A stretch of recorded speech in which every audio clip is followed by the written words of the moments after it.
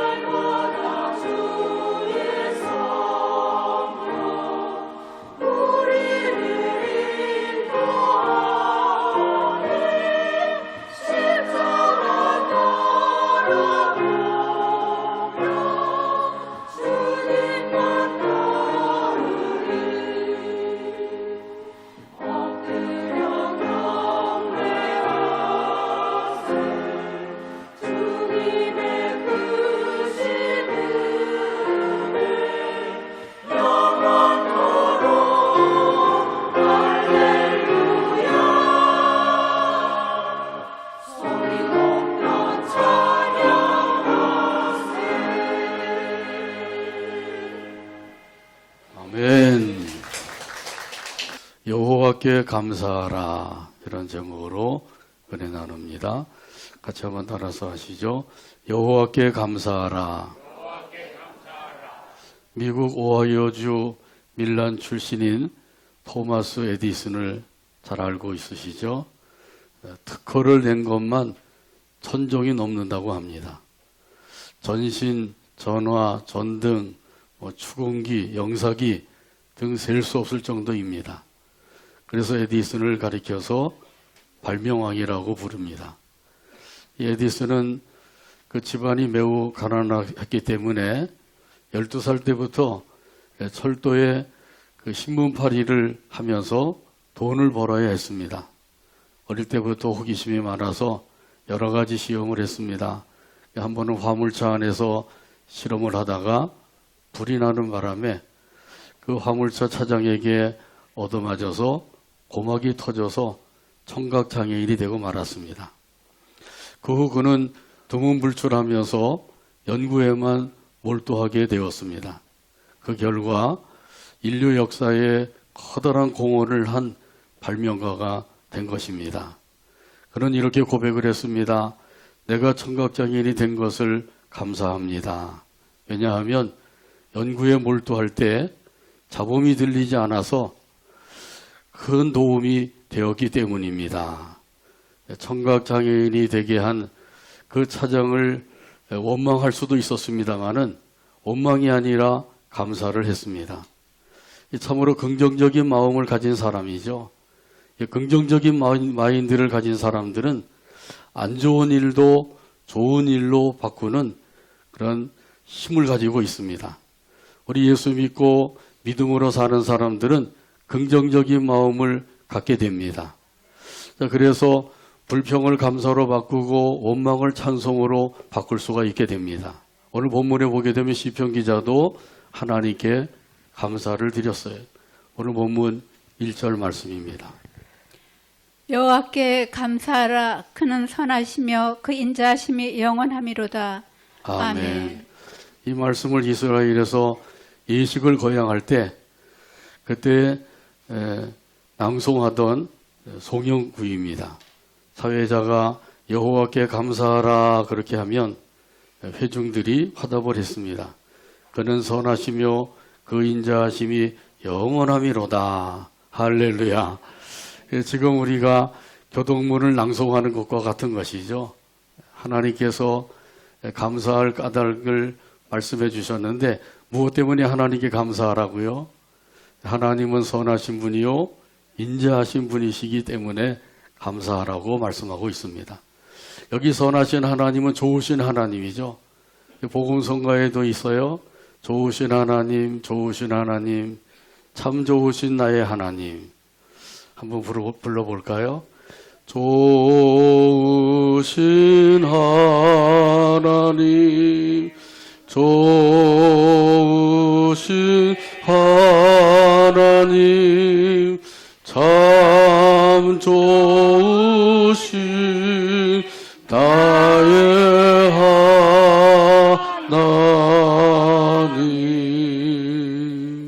아멘. 이 가사대로 좋으신 하나님을 믿고 이 믿음 안에서 살아가게 되기를 바랍니다. 아멘. 좋으신 하나님께서는 우리가 그 불평, 원망할 수밖에 없는 그런 가운데서도 그 불평, 원망을 오래도록 참고 기다려 주십니다. 그리고 깨닫고 돌이켜서 그 감사와 찬양을 드릴 때까지 기다려 주시는 것이죠. 또한 불순종할 때에도 깨닫고 돌이켜서 순종할 때까지 기다려 주십니다. 게으르고 나태할 때에도 깨닫고 돌이켜서 열심을 다해서 섬길 때까지 기다려 주십니다. 정말 좋으신 하나님이시죠. 이 좋으신 하나님, 이 좋으신 하나님을 생각하면 우리가 하나님 앞에 감사하며 살게 되는 것이죠. 또는 우리 하나님은 인자하신 분이라고 말씀하셨어요. 다시 말하면 사랑의 하나님이셔요. 사랑의 하나님께서 저와 여러분을 사랑해 주셨습니다. 지금도 사랑해 주고 계십니다. 아멘. 언제 사랑해 주셨나요? 죄인이었을 때 우리를 사랑해 주셨어요. 우리가 지은 죄 때문에 타락되고 부패되어서 형편없는 인생으로 있을 때 그때 벌써 하나님께서 우리를 사랑해 주신 것이죠. 이런 사실은 로마서 5장 8절에서 말씀하십니다. 우리가 아직 죄인 되었을 때에 그리스도께서 우리를 위하여 죽으심으로 하나님께서 우리에 대한 자기의 사랑을 확증하셨느니라. 아멘. 온갖 죄로 말미암아 더러워져 무가치하게 된 인생을 위해서 하나님께서는 독생성자 예수님을 이 세상에 보내셔서 구원을 이루어 주셨습니다. 이것이 바로 하나님의 사랑이에요. 하나님께서 독생성자 예수님을 통해서 구원을 이루어 주지 아니하셨다고 하면 우리는 구원받지 못하고 여전히 죄 가운데 살다가 죄값을 받아서 영원한 지옥 형벌을 받을 수밖에 없는 거예요. 그런데 이러한 우리를 사랑하셔서 2000년 전에 독생성자 예수님 보내셔서 십자가를 통해서 구원을 이루어 주셨습니다. 이것이 하나님의 사랑이라고 하는 사실을 다시 한번 깊이 깨닫게 되기를 바랍니다. 이 무슨 사랑인가요? 무조건적인 사랑입니다. 아가페 사랑입니다. 그 인간으로서는 도저히 측량할 수 없는 큰 사랑이죠. 그래서 그 사랑의 깊이와 너비와 길이를 우리는 다 헤아릴 수가 없습니다. 참으로 하나님의 사랑은 무한한 사랑인 줄로 믿습니다. 아멘. 이런 그 사랑에 하나님께 감사하며 살아야 된다고 하는 것, 이것을 우리에게 가르쳐주고 계셔요.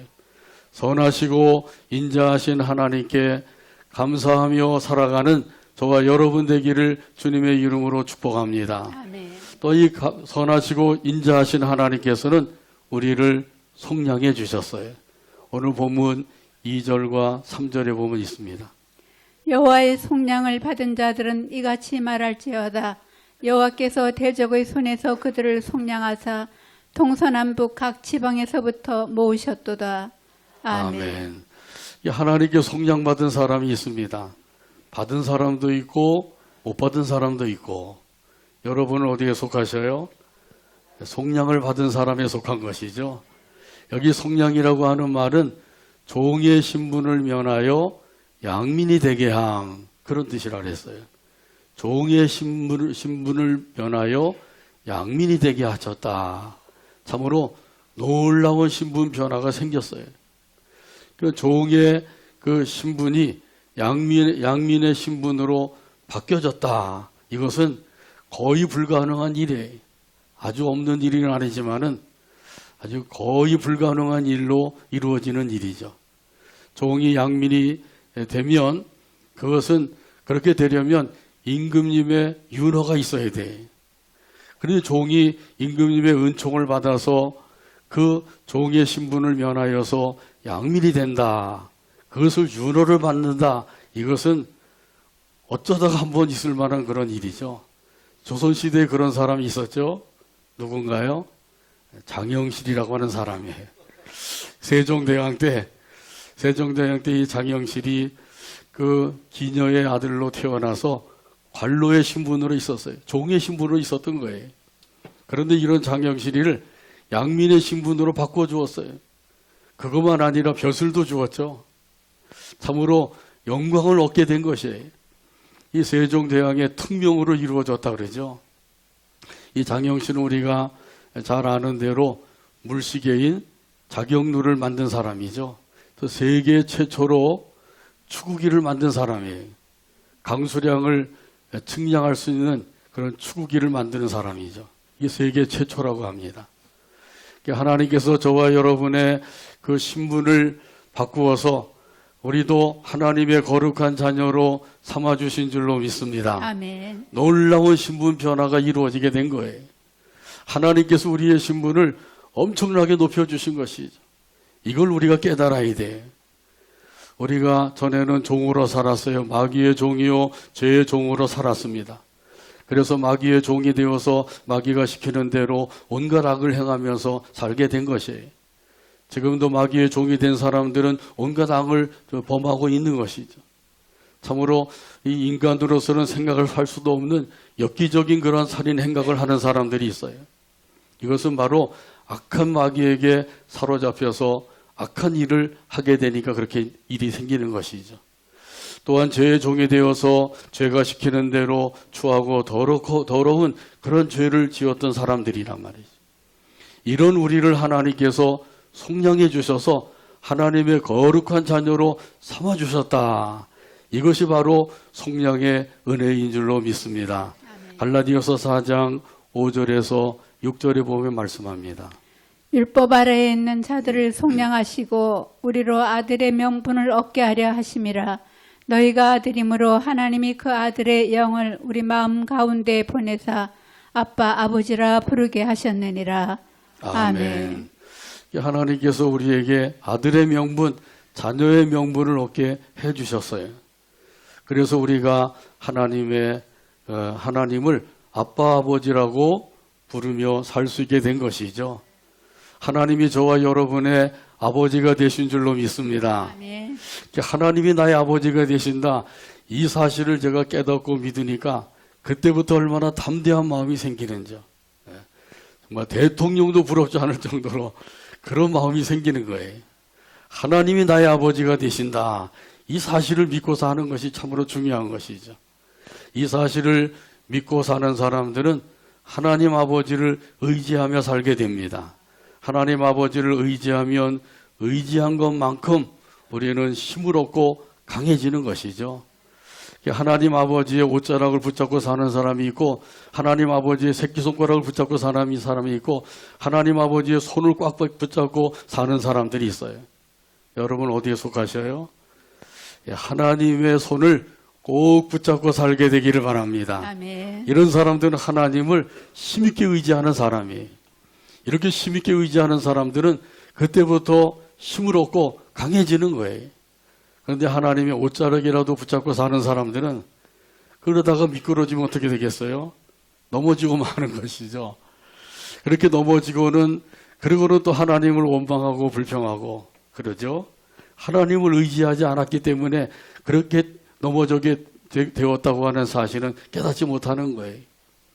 우리 하나님 아버지께서는 우리 아버지가 되신다고 하는 사실을 우리에게 가르쳐 주시면서 하나님 아버지를 온전히 의지하며 살기를 원하셔요. 그러므로 하나님을 의지하고 또 의지하고 의지하며 살아가는 저와 여러분의 삶이 되기를 주님의 이름으로 축복합니다. 그 속량함을 받은 사람들은 이렇게 외친다고 그랬어요. 뭐라고 외친다고요? 여호와께서 대적의 손에서 속량하셨도다. 이렇게 외치게 된다는 거죠. 같이 한번 따라서 하죠. 여호와께서 대적의 손에서 속량하셨도다. 속량하셨도다. 아멘.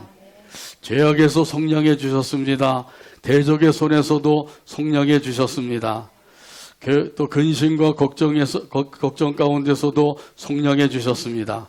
슬픔과 고통 속에서도 속량해 주셨습니다. 아멘. 할렐루야. 아멘. 이것이 바로 하나님의 속량의 은혜예요. 죄악에서 속량해 주신 것만 해도 얼마나 감사해요. 그런데 이 땅에 사는 동안에 또 우리에게 필요할 때마다 속량의 은혜를 베풀어 주시는 거예요. 이런 속량의 은혜를 주신 하나님께 감사하라, 감사하라고 말씀하고 있는 거죠. 찬송가 257장 3절에 보면 이런 가사가 있어요. 나 같은 죄인이 용서함 받아서 주 앞에 옳다함 얻음은 확실히 믿기는 어린 양 예수의 그 피로 속죄함 얻었네. 찬송가 257장 3절 가사를 생각하면서 함께 찬양합니다.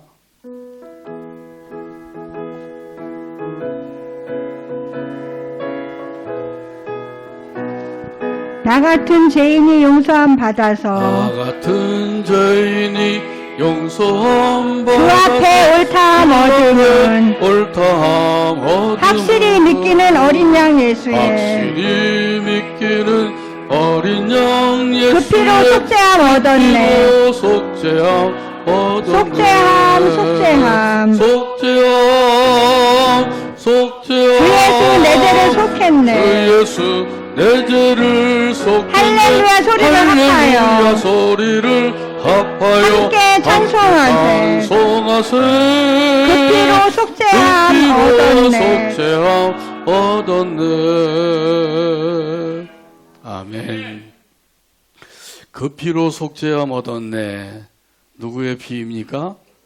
예수님의 피로 속죄함 받은 것이죠.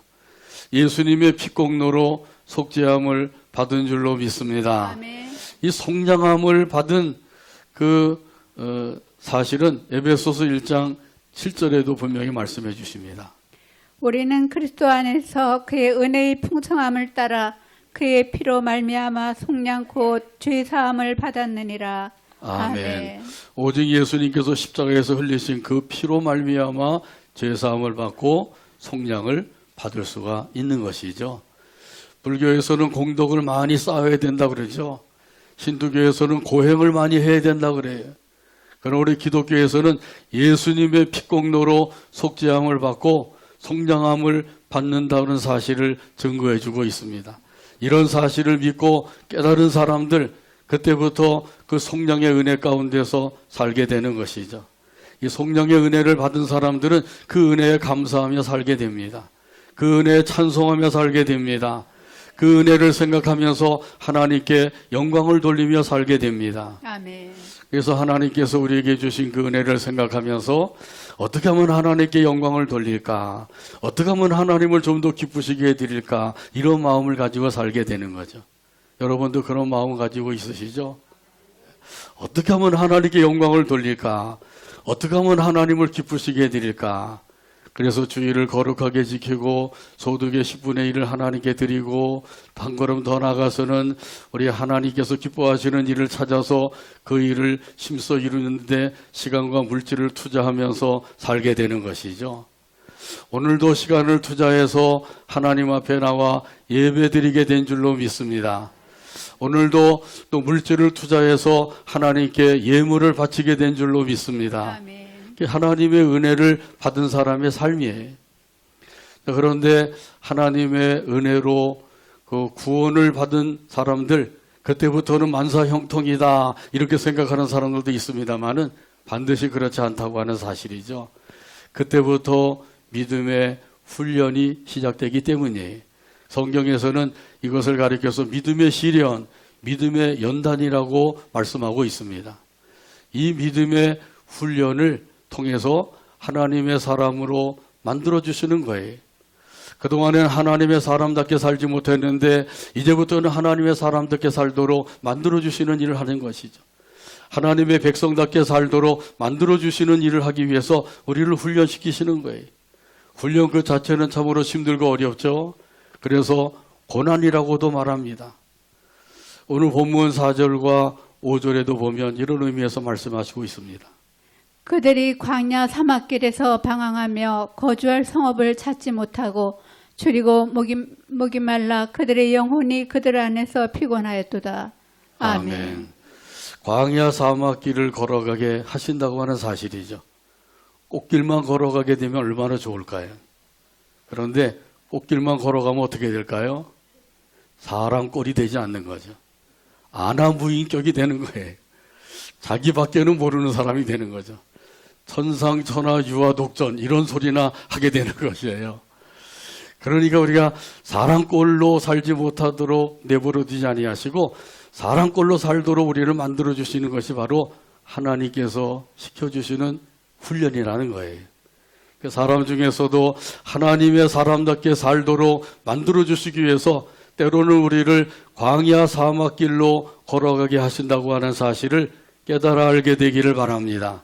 이걸 깨닫지 못하면 하나님께 불평 원망하며 살 수밖에 없어요. 왜 하나님께서 나를 광야 사막길을 걷게 하십니까?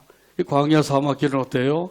먹을 것도 없고 마실 것도 없고 그리고 쓸 것도 없는 아주 힘들고 어려운 곳이란 말이죠. 왜 이렇게 힘들고 어렵게 살게 하십니까? 그렇게 하나님께 불평 원망할 수밖에 없는 거죠. 근데 광야 사막길을 걸어가게 하시는 하나님의 깊으신 뜻이 있단 말이죠. 그 뜻을 우리가 깨달아야 돼요. 그 뜻을 깨달으면 오히려 그것을 감사함으로 감당할 수가 있는 것이죠. 그래서 오늘 본문에도 보게 되면 말씀하신 대로 그 굶주리고 목이 말라서 피곤하여 지쳐 쓰러질 정도가 되었다고 말씀하죠. 출애굽기 17장에 보게 되면 이스라엘 백성들이 신광야를 떠나서 르비딤에 이르러서 장막을 치게 되었어요. 그런데 그곳에 샘이 없었습니다. 샘이 없으니까 물을 구할 수가 없는 거죠. 그 목이 말라 갈증으로 견딜 수 없게 되었어요. 그러자 이스라엘 백성들이 모세에게 몰려와서 외쳤습니다. 지금으로 말하면 이제 데모를 한 것이죠. 우리에게 물을 주시오. 어찌하여 물이 없는 이곳으로 우리를 이끌고 왔소. 빨리 물을 주시오. 빨리 물을 내놓지 않으면 너 죽고 나 죽는다. 이러면서 이제 외치는 거죠. 당장 돌로 쳐서 모세를 죽일 아주 험악한 모습을 하고 있는 거예요. 모세도 얼마나 두려웠겠어요. 이 백성들이 돌을 던져서 자기를 치면 자기도 죽을 수밖에 없는 거죠. 그래서 모세가 하나님 앞에 어떻게 했어요? 엎드려 기도하게 된 것이죠. 출애굽기 17장 4절에서 말씀합니다. 모세가 여호와께 부르짖어 이르되 내가 이 백성에게 어떻게 하리이까? 그들이 조금 있으면 내게 돌을 던지겠나이다. 아멘. 아멘. 이 다급할 때는 부르짖어 기도하는 거예요. 그런 일이 없을 때는 조용히 묵상하며 기도할 수도 있고 조용히 읊조리며 기도할 수도 있지만은 다급한 일이 생기면 부르짖어 기도하게 되는 거죠. 여호와여, 제가 어떻게 합니까? 조금 있으면 이 백성들이 돌로 쳐서 죽이겠나이다. 이러면서 막 부르짖은 것이죠. 그러자 하나님께서 해결책을 주셨어요. 어떤 해결책을 주셨나요? 지팡이를 가지고 가서 그것으로 반석을 쳐라. 그러면 거기서 물이 솟아나올 것이다. 그렇게 했더니 정말 반석이 갈라지고 물이 솟아나와서 백성들이 그 물을 마시고 살게 된 것이죠. 떨기나무라고 하는 책에 보면은 그 저자가 이 반석에서 물이 나온 그곳을 찾아갔죠. 사우디아라비아 북쪽에 있는 그 산에 갔어요. 호렙산이라고 성경에 나와 있죠. 거기에 이제 반석이 한 20m 정도 높은 반석이 있는데 그 반석의 가운데가 쫙 갈라져 있대요. 어른 한 사람이 들어갈 정도로 반석이 갈라져 있는 거예요. 그리고 그 반석에서 물이 나와서 물이 흘러내린 흔적이 남아있더라는 거죠. 그래서 하나님께서 모세를 통해서 반석을 깨뜨려서 생수가 나오게 한 곳이 바로 이곳이로구나 확신하게 되었다는 거죠. 그 백성들이 이제는 그렇게 그 어려움을 당할 때 기도할 만도 한데 이 백성들은 아직까지도 기도하지 못하고 불평, 원망 거기에 머물러 있는 것이죠. 홍해 사건을 통해서도 깨달을 수가 있고 마라의 물 사건을 통해서도 충분히 깨달을 수가 있는 것이죠. 그때마다 불평, 원망했는데 모세가 기도함으로 그 모든 어려움이 해결이 되었어요.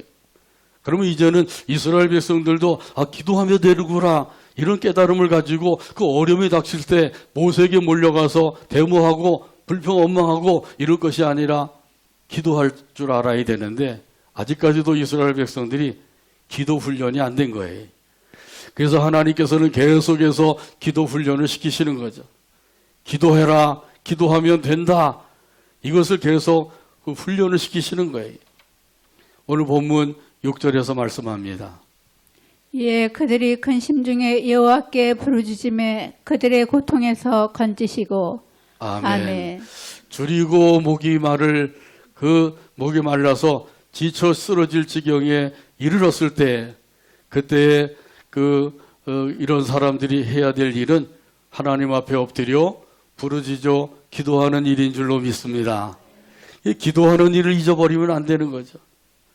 왜 이렇게 힘들고 어렵게 살게 하십니까? 불평 원망하지 말고 그럴 때 하나님 앞에 부르짖어 기도하라는 거예요. 이렇게 부르짖었더니 하나님께서 응답을 주셨어요. 어떤 응답을 주셨다고요? 오늘 본문에 보게 되면 여호와께 부르짖음에 그들의 고통에서 건지시고 이렇게 말씀하죠. 한번 따라서 할까요? 여호와께 부르짖음에 여호와께 부르짖음에 그들의 고통에서 건지시고 아멘. 이 고통을 당할 때 기도하게 되기를 바랍니다. 괴로운 일을 만날 때 기도하게 되기를 바랍니다. 아멘. 방황할 때도 기도하게 되기를 바랍니다. 아멘. 믿음을 가지고 하나님 앞에 나가서 기도하게 되기를 바랍니다. 아멘. 야고보서 5장 13절에도 이런 사실을 말씀해 주고 있어요. 너희 중에 고난당하는 자가 있느냐? 그는 기도할 것이요. 즐거워하는 자가 있느냐? 그는 찬송할지니라.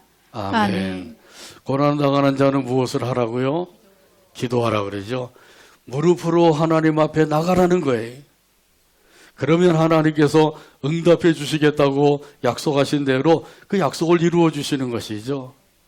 요한복음 16장 24절에도 말씀하십니다.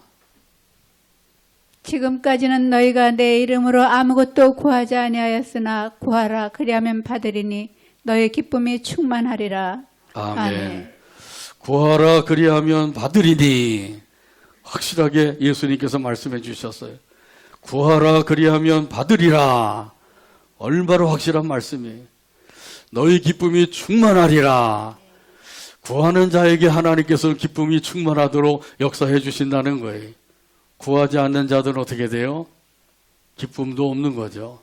기쁨이 없으니까 어떻게 돼요? 늘 축 처져서 죽을 상을 하고 사는 거예요. 예수님이 그 안에 살아 계시는지 안 계시는지 도저히 알 수가 없을 정도로 사는 것이죠. 예수 믿는 사람들 마음속에는 부활하신 예수님께서 살아 계시는 줄로 믿습니다. 예수님의 그 신실한 약속의 말씀이에요. 이 약속의 말씀을 붙잡고 우리가 기도해야 되는 거예요. 그러면 하나님께서 응답을 해 주시겠다고 약속해 주신 거예요. 이 응답을 주시는 하나님께 감사하며 살게 되기를 바랍니다. 탈북인들이 탈북을 할 때 어려움을 당하죠. 그때 붙잡혀서 북송되면 또 감옥에 갇히기도 하고 총살형을 당하기도 하고 그렇게 될 수밖에 없는 거예요.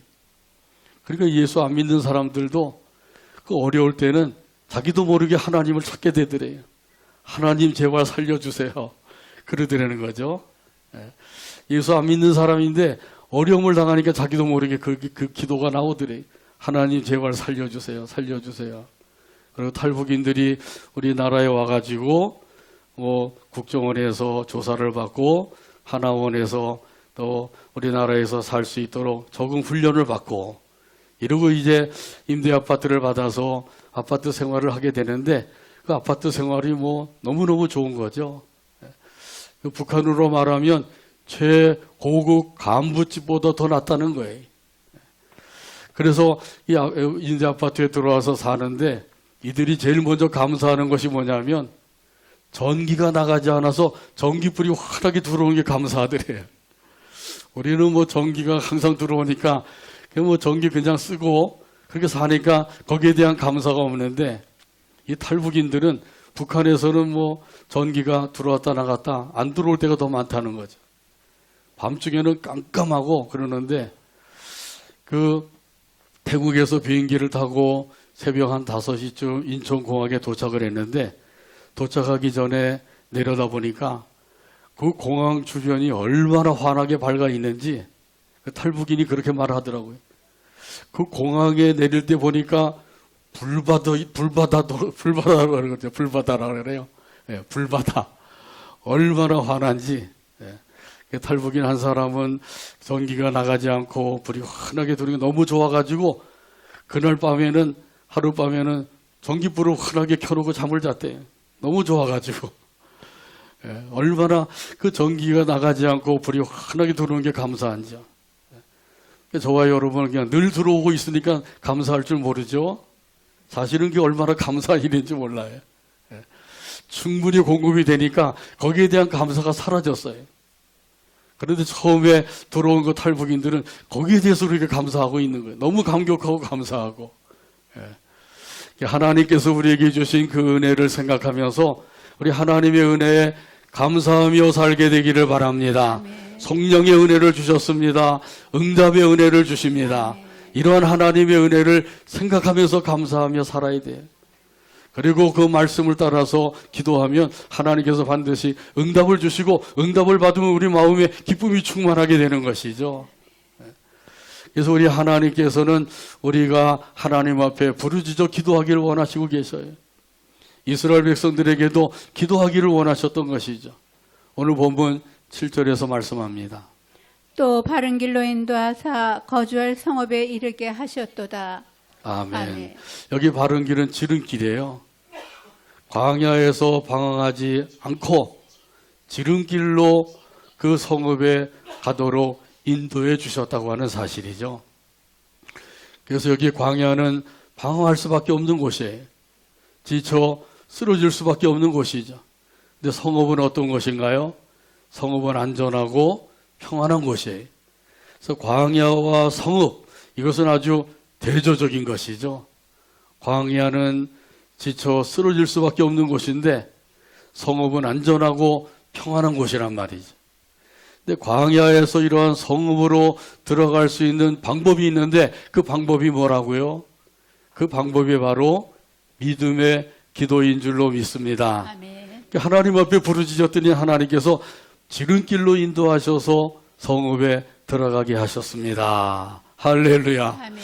마태복음 21장에도 보면 예수님께서 예루살렘 성으로 아침 일찍이 들어가시다가 시장하시니까 무화과 나무를 보고 열매를 구하게 되었어요. 근데 가서 보니까 잎사귀는 무성한데 열매가 없었어요. 그래서 예수님께서 저주하시죠. 다시는 이 나무에서 열매가 맺이지 못할 것이다. 그러니까 그 나무가 뿌리채 말라 죽고 만 거예요. 제자들이 그걸 보고 놀래서 도대체 예수님 이게 어떻게 된 일입니까? 그때 예수님께서 하신 말씀이 있어요. 마태복음 21장 21절에서 22절에 있는 말씀입니다. 예수께서 대답하여 이르시되 내가 진실로 너희에게 이르노니 만일 너희가 믿음이 있고 의심하지 아니하면 이 무화과 나무에게 된 이런 일만 할 뿐 아니라 이 산더러 들려 바다에 던져지라 하여도 될 것이요 너희가 기도할 때에 무엇이든지 믿고 구하는 것은 다 받으리라 하시니라. 아멘. 예수님께서 무슨 말씀을 주셨어요? 믿고 구하는 것은 다 받으리라. 믿고 구하는 것은 다 받으리라. 한번 따라서 하실까요? 믿고 구하는 것은 다 받으리라. 다 받으리라. 얼마나 우리가 기도할 때 믿음으로 기도하고 있는지요. 야고보서 1장에 보게 되면 믿음으로 기도하지 않냐고 의심하면서 기도하는 사람은 어떻게 된다고요? 응답받을 것을 꿈도 꾸지 말래요.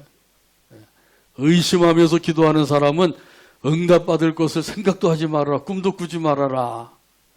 그러니까 우리가 이 믿음의 기도가 얼마나 중요한 것인지. 예수님도 분명히 말씀하신 거잖아요. 믿고 구하는 것은 다 받으리라. 이게 믿음으로 구하라는 거예요. 우리 하나님께서 응답 주시겠다고 약속하신 것을 믿고 기도하면 응답을 주신다는 거죠. 이런 하나님께 감사하고 찬송하며 살아가게 되기를 바랍니다. 아멘. 오늘 본문은 8절에서 말씀합니다. 여호와의 인자하심과 인생에게 행하신 기적으로 말미암아 그를 찬송할지로다. 아멘. 아멘.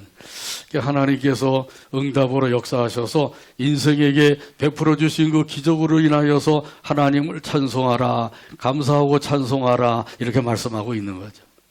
우리 하나님께서 저와 여러분을 속량해 주신 은혜가 있습니다. 기도에 응답을 주신 은혜가 있습니다. 그 응답으로 인해 지금까지 살게 하신 거예요. 이걸 우리가 기억을 해야 돼. 앞으로도 우리가 하나님 앞에 기도할 때 우리 하나님께서 우리의 기도를 들으시고 응답을 주시는데 어떤 기도를 드려야 된다고요? 믿음의 기도를 드려야 된다는 거죠. 의심하면서 기도하지 말고 믿음의 기도를 드리라는 거예요. 하나님이 나의 아버지가 되신다고 하는 사실을 믿고 이 믿음으로 기도할 때 응답을 주시겠다는 것이죠. 아멘. 그러면 우리에게 참 만족을 얻게 해주신다고 그랬어요. 오늘 본문 9절 말씀 찾아서 같이 읽고 오늘 말씀을 했습니다. 그가 사모하는 영혼에게 만족을 주시며 줄인 영혼에게 좋은 것으로 채워주심이로다. 아멘. 기도합니다. 하나님 아버지 감사합니다. 오늘도 사랑으로 인도하셔서 함께 영광 돌리게 하시고 말씀을 받게 하여 주시니 감사합니다. 주신 말씀대로 성령의 은혜를 받았고 응답의 은혜를 주신 것을 기억하며 이런 아버지 하나님께 늘 감사하고 찬송하며 살아가는 우리 모두가 되게 하여 주옵소서. 예수님의 이름으로 기도하옵나이다. 아멘.